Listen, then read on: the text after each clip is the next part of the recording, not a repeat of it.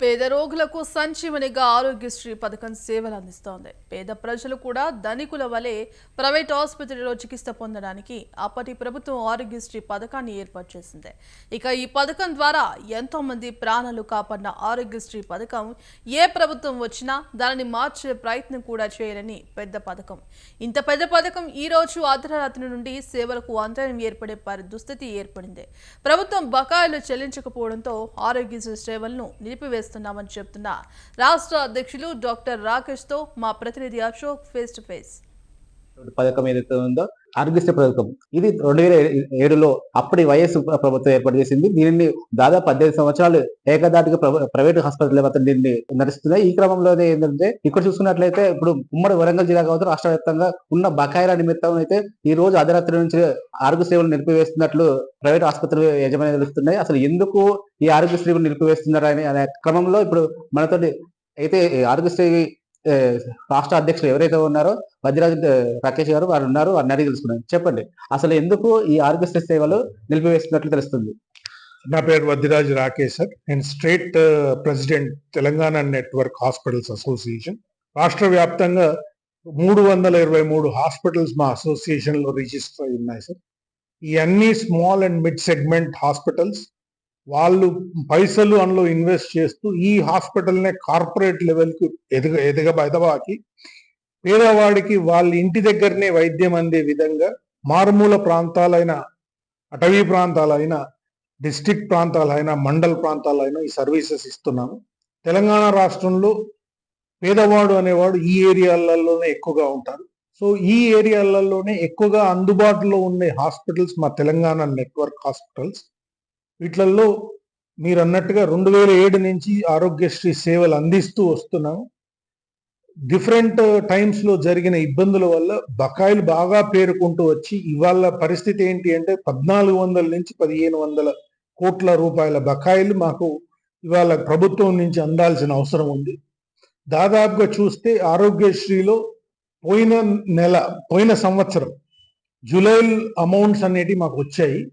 ఇంకా జూలై అంటే ఆగస్టు నుంచి 13 నెలలు, దగ్గర 13 నెలల నుంచి మనీ మాకు ఇంకా డిపాజిట్ కావటం లేదు. నార్మల్ ప్రొసీజర్లో 40 రోజులలో రావాలి.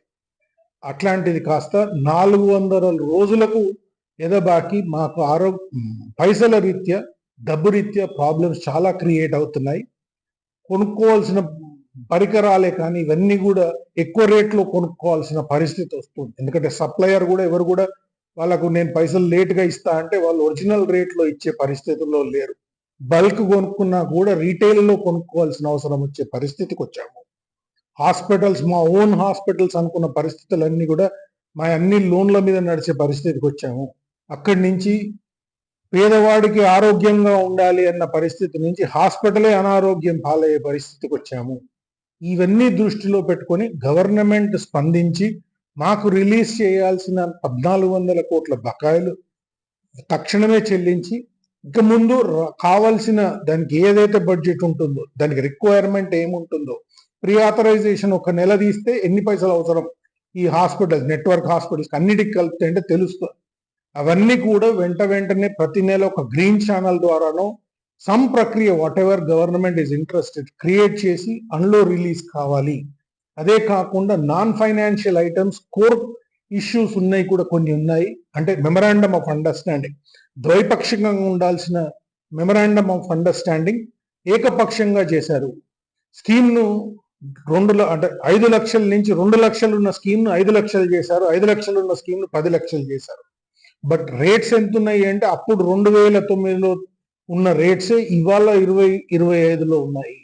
ఈ రేట్స్లలో సర్వీసెస్ ఇవ్వడానికి చాలా ఇబ్బంది అవుతుంది.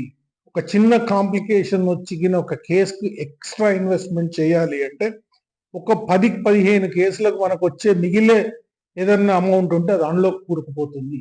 ఇవన్నీ కాకుండా redressal mechanism, removal of cancellations and deductions, then redressal mechanism ఒక సిస్టమ్ క్రియేట్ చేయడము, every monthly meeting with network hospitals. Ground లో మేము సర్వీసెస్ ఇస్తాము, గ్రౌండ్ లో ఉన్న ప్రాబ్లమ్స్ మేము కరెక్ట్ గా చెప్పగలం. సో మాతో రెగ్యులర్ గా సంప్రదింపులు జరిపితే ఉన్న ప్రాబ్లమ్స్ ఏంటి అన్నది తెలుస్తుంది. దానికి మనం ఒక సొల్యూషన్ ఇవ్వగలం. అంటే గతంలో కూడా ఇలాంటి సందర్భాలు ఎన్నో జరిగినాయి సార్. గతంలో కూడా బంద్ చేస్తామని చెప్పారు. కానీ ప్రభుత్వం స్పందించి వెంటనే మీకు విత్ ఇన్ యాక్షన్ లో డబ్బులు రిలీజ్ చేయడం ఏం చేశారు. ఈ సంవత్సరం ఎందుకు చేయలేదు?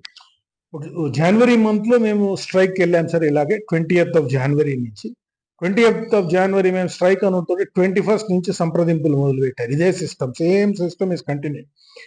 సంప్రదింపులు అంటారు, మేము కొంత మోతాదులో ఇస్తాము. గవర్నమెంట్ ఇప్పుడు ఒక్కటేసారి అండి అన్ని పైసలు ఇవ్వడానికి వీలు కాదు. ఇక్కడి నుంచి నెల నెల కావాల్సిన అమౌంట్స్ ఇస్తాము, దాంతో ఓల్డ్ డ్యూస్ కూడా క్లియర్ చేస్తాము, బై అబౌట్ 6 months క్లియర్ చేస్తాము అన్నారు. సరే అన్నాం. జనవరి మంత్ లో మనీ వచ్చింది, తర్వాత ఫిబ్రవరి మంత్ లో మనీ వచ్చింది, మళ్ళీ March April I think money రాలేదు. మళ్ళీ జూలైలో ఇదే సేమ్, మళ్ళీ సార్ మనీ రావడం లేదు సార్ అని మళ్ళీ వెళ్తే మళ్ళీ కొంత అమౌంట్ ఇచ్చారు. సో ఇది ప్రతిసారి ఏమవుతుంది అంటే సమ్మెను విరమించడానికో మా ప్రాబ్లమ్స్ వస్తున్నాయి మేము మళ్ళీ ఎక్కడ అడుగుతాం అన్నందుకు మధ్యలో కొంత అమౌంట్ రిలీజ్ చేసే ప్రక్రియ మాత్రం. అంటే ఒక టెంపరీ సొల్యూషన్ అనేది అడ్రస్ చేస్తున్నారు. ఇది చేస్తూ పోకుండా ఏంటి అంటే మళ్ళీ ఒక 2 నెలలు ఆపేస్తే మళ్ళీ బకాయిలు అక్కడికే చేరుతున్నాయి. మేము లాస్ట్ టైం స్ట్రైక్ చేసినప్పుడు 1000 నుంచి 1200 కోట్ల బకాయిలు ఉన్నాయన్నది ఇవాళ దగ్గర దగ్గర 1400 నుంచి 1500 బకాయిలు అయినాయి. అంటే రియల్ గా ఈ 9 నెలల నుంచి మాకు రావాల్సిన పైసలు ఇచ్చి పాత బకాయిలు తగ్గించే ఉంటే 1000 కోట్లు కాస్త 500 కోట్లకో 200 కోట్లకో రావాల్సిన పరిస్థితి. బట్ అలా జరగటం లేదు. సో ఇది ప్రతిసారి చేస్తున్న చర్య. ఇవాళ కూడా కూర్చొని ఏదో 100 crores రిలీజ్ చేశాం. 100 crores అనే దానికి లెక్క పత్రం లేదు సార్. ప్రతిసారి ఈ 100 కోట్లు రిలీజ్ చేస్తున్నామని వాళ్ళు చెప్తారు, మేము వచ్చి ఇక్కడ మా అకౌంట్లలో చూసుకుంటే 4%, 5%, 7%, 8% పైసలు వస్తాయి. ఆ పైసలన్నీ హాస్పిటల్కు ఉన్న బకాయిల లెక్కలో చూసుకుంటే వేడి పెనం మీద నీళ్లు పోసిన విధంగా ఆవిరైపోతున్నాయి. ఆ పైసలు ఎటు వచ్చినాయి తెలుస్తలేవు, ఎటు పోయినాయి తెలుస్తలేదు, ఎవరికి ఎన్ని ఇచ్చామని తెలియలేని పరిస్థితికి వస్తున్నాం. ఇవన్నీ స్మాల్ హాస్పిటల్స్ సార్. ఇంట్లో కూర్చొని 100 కొద్ది ప్రతి ఒక్క డిపార్ట్మెంట్ మేనేజ్ చేసే వాళ్ళు ఉండరు. అది మేమే మేనేజ్ చేయాలి, ఇది మేమే మేనేజ్ చేసే పరిస్థితి ఉంటుంది.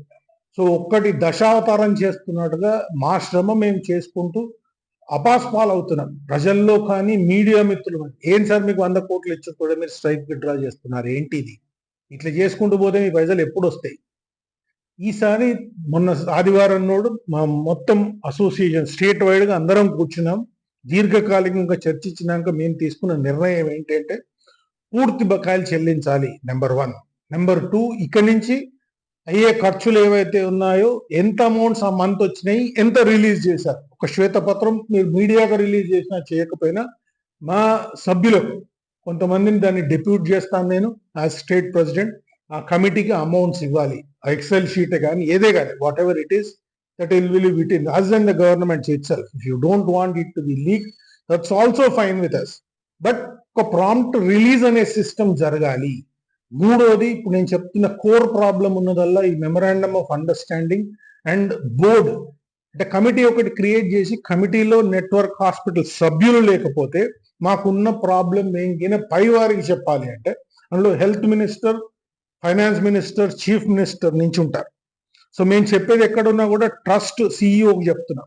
ఈయన నుంచి వాళ్ళకు పోయి వాళ్ళు మేము చెప్పే ప్రాబ్లంను గ్రావిటీ అర్థం చేసుకోలేక ఆ ప్రాబ్లం అక్కడే సమసిపోతుంది. ఎవరికి వాళ్ళు వాళ్ళ కుర్చీల పేచలాట అన్నట్టుగా ఉండి మా సమస్యను సీరియస్ గా పట్టించుకోవటం లేదు. ఎవరికి వారు ఆరోగ్యశ్రీకు ఏమంటారు సంబంధించిన వాళ్ళని నేను అనను కానీ నాట్ నెసెసరీ. మోర్ ఇంపార్టెంట్ ఏంటంటే గవర్నమెంట్ సభ్యులు, ట్రస్ట్ వాళ్ళు మేము ఉండాలి అందులో. ఈ రోజు చేస్తూ కాదంటే సమ్మెకి వెళ్తున్నామంటున్నారు. ఇప్పుడు వచ్చే రోగులకు మీరు ఎలాంటి సమాధానం చెప్పగలుగుతారు? అంటే ఒక చిన్న విన్నపం ప్రజలందరికీ చేయాల్సింది ఏంటి అంటే ఇంతకాలం 16-17 ఏళ్ళ నుంచి మీకు అందుబాటులో ఉంటూ మేము ఆరోగ్యశ్రీలో సేవలు ఎలా అందించామన్నది మీకు తెలుసు. ఇవాళ మేము ఇలా చెప్పాల్సిన పరిస్థితి వస్తున్నందుకు చింతిస్తూ ఇవాళ మీకు చెప్పేది ఏంటి అంటే రియల్ గా ఎమర్జెన్సీ హాస్పిటల్కి వస్తే మేము మా హిపోక్రటిక్ ఓత్ కట్టుబడి ఉండి బేసిక్ స్టెబిలైజేషన్ చేసి మిమ్మల్ని గవర్నమెంట్ హాస్పిటల్స్ పంపిస్తాము. అన్యదా భావించకుండా మిగిలిన పేషెంట్ అందరూ డైరెక్ట్ గా గవర్నమెంట్ హాస్పిటల్స్కి వెళ్ళి సర్వీసెస్ తీసుకొని వాళ్ళు ఎటువంటి ముప్పుకు గురి కావద్దనే కోరికతో ఈ యొక్క విన్నపం చేస్తున్నాం. ఇది ఇప్పుడు చూసుకుంటే సార్, ఇప్పుడు ఈ రోజు చూసుకుంటే ఎన్ని రోజుల పాటు ఈ సమ్మె ఉండే అవకాశం? నిరవధికంగా చేద్దాం అన్నట్టుగానే అనుకున్నాను sir. It all depends on whether really government is serious about this issue. మేము చెప్పే ప్రాబ్లంను దాన్ని అసలు అర్థం చేసుకుంటారా లేదా. ఇదే కాంగ్రెస్ లో ఉన్న ప్రభుత్వం ఇక్కడున్న పెద్ద మంత్రులు ఇవాళ ఎవరైతే ఉన్నారో వీళ్ళందరితో ఇదివరకు కూడా చర్చలు జరగాలి. అంటే when they were not in power also and we have given this solution. ఆనాడు కూడా మన వైఎస్ రాజశేఖర్ రెడ్డి మన కాంగ్రెస్ ప్రభుత్వం తీసుకొచ్చిన స్కీమ్ ఇది. దీన్ని మనం గట్టిపరుచుకొని మనము చేసిన ప్రామిసెస్, వాగ్దానాలు, ప్రజలకు హెల్త్ అనేది సెకండ్ మోస్ట్ ఇంపార్టెంట్ నీడ్. ఇవాళ నీడ్ అంటే నెసెసిటీ లాగా. విద్య, వైద్యం, ఇందులో కూడా వైద్యం మోర్ ఇంపార్టెంట్. బికాస్ వైద్యం అందకపోతే ఒక కుటుంబం దాదాపుగా మళ్ళా పేదరికంలోకి వెళ్ళచ్చు. విద్య అందకపోతే స్లోగా ప్రోగ్రెస్ అవుతారు. అట్లీస్ట్ పేదవాడు ఉంటాడు, మధ్యతరగతి కూడా మధ్యతరగతిలో ఉంటాడు. వైద్యం అందకపోతే ఇబ్బందులు చాలా ఉంటాయి. నీరు, వ్యవసాయం ఎట్లా ఇంపార్టెంటో హెల్త్ అనేది అట్లా ఇంపార్టెంట్. వేరే వేరే స్కీమ్స్ కు మనం పెట్టుకుంటూ హెల్త్ కి సంబంధించిన ఆరోగ్యశ్రీకు 200 కోట్ల నిధులు, 2.5 లక్షల బడ్జెట్ లో 200 కోట్ల అమౌంట్ లేదు అనడం హాస్యాస్పదం. వరంగల్ కాస్త రాష్ట్ర వ్యాప్తంగా కూడా ఆరోగ్యశ్రీ ఈ రోజు రాత్రి నుంచి నిలిపివేస్తున్నట్లు తెలుస్తుంది. ఇక్కడ చూసుకున్నట్లయితే ఉమ్మడి వరంగల్ జిల్లా వ్యాప్తంగా కావచ్చు, రాష్ట్ర వ్యాప్తంగా కావచ్చు, దాదాపు 323 హాస్పిటల్ కావచ్చు, దాదాపు 1400 కోట్ల బకాయిలు ఉన్నాయి. ఈ బకాయిలు చెల్లించాలి. ఏదో నామకావస్థగా 100 కోట్లు రిలీజ్ చేస్తే మాత్రం మేము ఒప్పుకునేది లేదు. ఏదేమైనప్పటికీ ఉమ్మడి రాష్ట్ర వ్యాప్తంగా చూసుకున్నట్లయితే ఇక్కడ బకాయిలు మాత్రం పూర్తిగా చెల్లిస్తేనే మళ్ళీ మీ ఆరోగ్య సేవలు కొనసాగిస్తామని చెప్తున్నారు. కెమెరామెన్ తేజతో అశోక్, స్వతంత్ర టీవీ, వరంగల్.